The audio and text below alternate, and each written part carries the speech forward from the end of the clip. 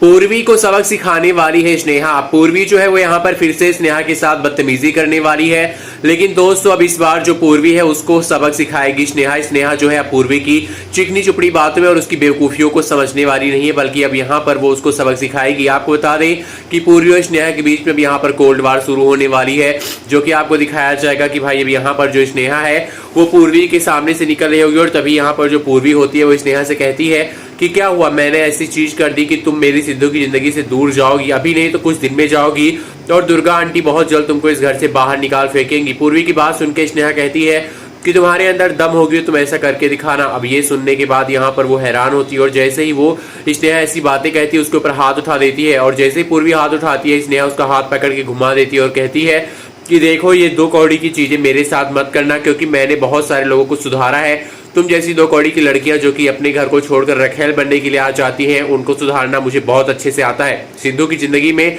तो मेरी जिंदगी बर्बाद हो ही रही है, लेकिन तुम यहाँ पर क्यों बैठी हो? मैं तुमसे यही बात समझा रही थी, लेकिन लगता है तुम इस बात को समझती नहीं हो। तुमको इसको समझाने के लिए कुछ और तरीके आजमाने पड़ेंगे, जिसको आजमाने में मैं बिल्कुल भी हिचकिचाऊंगी नहीं। यानी कि दोस्तों अब यहाँ पर स्नेहा जो है भाई